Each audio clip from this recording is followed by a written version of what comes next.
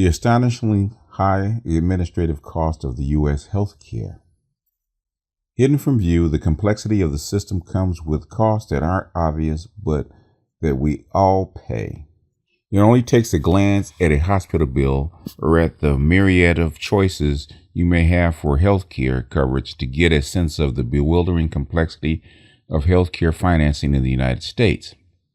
That complexity doesn't just exact the cognitive costs, it also comes with administrative costs that are largely hidden from view, but that we all pay. Because they're not directly tied to patient care, we rarely think about administrative costs. They're high. A widely cited study published in the New England Journal of Medicine used data from 1999 to estimate that about 30% of American healthcare expenditures were the result of administration, about twice that it is in Canada. If the figures hold today, they mean that out of the average of about $19,000 that U.S. workers and their employers pay for family coverage each year, $5,700 goes toward administrative costs. Such costs aren't all bad. Some are tied up in things we may want, such as creating a quality improvement program. Others are for things we may dislike. For example, figuring out which of our claims to accept or reject or sending us bills. Others are just necessary, like processing payments, hiring and managing doctors and other employees, or maintaining information systems. That New England Journal of Medicine study is still the only one on administrative costs that encompasses the entire healthcare system. Many other more recent studies examine important portions of it. However, the story remains the same. Like the overall cost of the U.S. healthcare system, its administrative cost alone is number one in the world. Using data from 2010 and 2011, one study published in Health Affairs compared hospital administrative costs in the United States with those in 7 other places: Canada, England, Scotland, Wales, France, and Germany, and the Netherlands. And just over 25% of total spending on hospital care, or 1.4% of total U.S. economic output, American hospital administrative costs exceed those of all of the other places. The Netherlands was second in hospital administrative costs, almost 20% of hospital spending and 0.8% of that country's GDP. At the low end were Canada and Scotland, which both spent about 12% of hospital expenditures on administration, or about 0.5% of GDP. Hospitals are not the only source of high administrative spending in the United States. Physician practices also devote a large portion of revenue to administration. By one estimate, for every 10 physicians providing care, almost 7 additional people are engaged in billing-related activities. It is no surprise then that a majority of American doctors say that generating bills and collecting payments is a major problem. Canadian practices spend only 27% of what U.S. ones do on dealing with payers like Medicare or private insurance. Another study in Health Affairs surveyed physicians and physician practice administrators about billing tasks. It found that doctors spend about 3 hours per week dealing with billing-related matters. For each doctor, a further 19 hours per week are spent by medical support workers, and 36 hours per week of administrators' time is consumed in this way. Added together, this time costs about an additional $68,000 per year per physician in 2006. Because these are administrative costs, that's above and beyond the costs associated with the direct provision of medical care.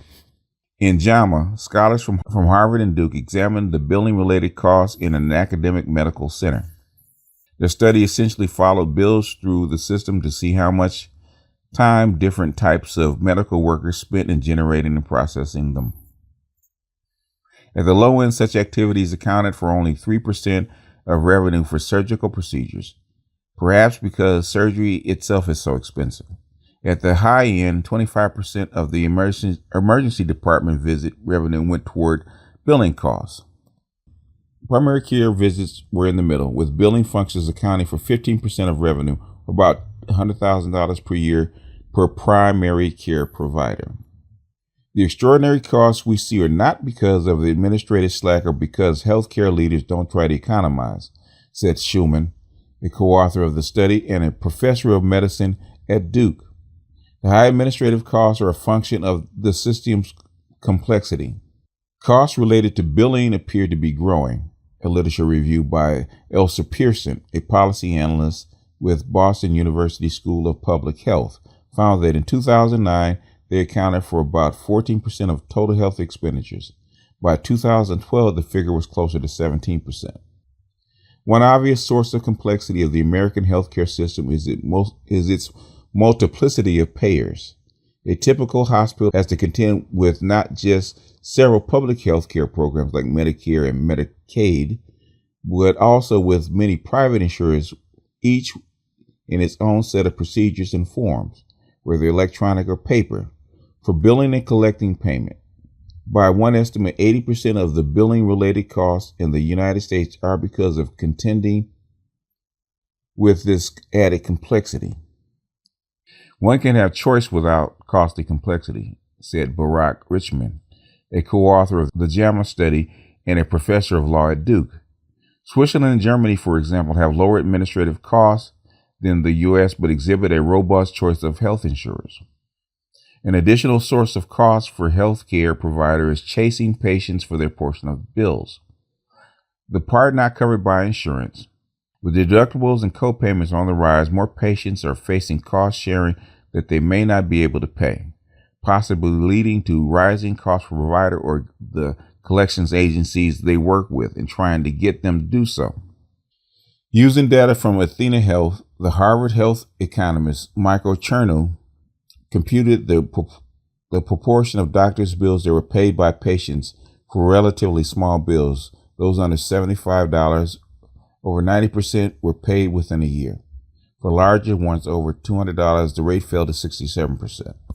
It's a mistake to think that billing issues only reflect complex interactions between providers and insurance, Chernow said.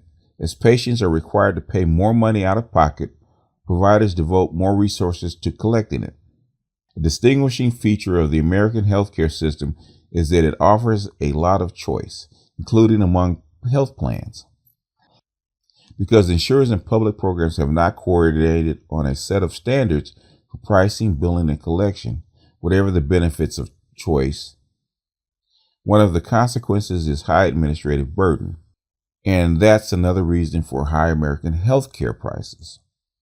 Okay, Austin Frocht is director of Partnered Evidence-Based Policy Resource Center at the VA Boston Healthcare System. He blogs at The Incidental Economist. This is from the New York Times. I've been saying for a long time, well, they've said that for a very long time, since all the way going back to the mid-'80s, that 30% of the healthcare cost in the United States was administrative. And they are very accurate. What this isn't saying, and what I've been saying for quite a long time, this is probably going to be one of the first places that automations and AI is actually going to come in and start trimming down the administrative cost. You see some of the automation with replacing people, such as station machines and stuff like that in people's rooms, where instead of having an RN do it, you can have a CNA do it, because the machine has its own expertise already built into it. A lot of your diagnoses can be done by AIs now. There was just an article that I'll probably find and read later on, talking about AIs actually coming in and actually doing the diagnosis better than most doctors. I would say, like, I think they said upward like 70% is like actually more accurate than 70% of doctors actually diagnosing. So I think a lot of your medicine and a lot of what we're going to have is telemedicine could be done by some AIs. Definitely with blockchain and artificial intelligence, a lot of your administrative personnel will probably start losing their jobs. Sorry to say. I think that they're slowing this down because they don't want people to lose their jobs, at least not yet. But eventually, just like on Wall Street and a whole bunch of other places like banks, because banks have already done it and started to do it because they're more cost conscious. I think the next place for it to be done for AIs and tech is in the hospital, especially on the back end with administrative. I think this is why they're having these studies and putting these reports out, because I do think that somewhere along the line that people that are into medical billing will probably start losing their jobs, probably sooner than later. I would say well before 2025. I would say you're probably going to start seeing that crack in 2020. They're a little afraid. I think they're a little afraid to actually attack healthcare, because if they screw it up, the backlash is pretty fierce. But I do believe that this will come. I believe that it won't replace doctors, but I do believe it's going to take a lot of the load of patients off doctors' hands. And then it's going to, as far as billing is concerned, I think that a lot of your billing is actually going to be taken over by artificial intelligence. Well, like even making the calls and deciding who's going to get called and that kind of stuff. Long article, but something to think about. Remember that I said it a long time ago that medical billing was probably going to get attacked by AI back a year and a half, maybe even 2 years ago. You can read this stuff with Braille. You can already see it coming. But anyway, folks, with that, I'm going to jump off of here. This is BGS out, and I will see you guys on the next one.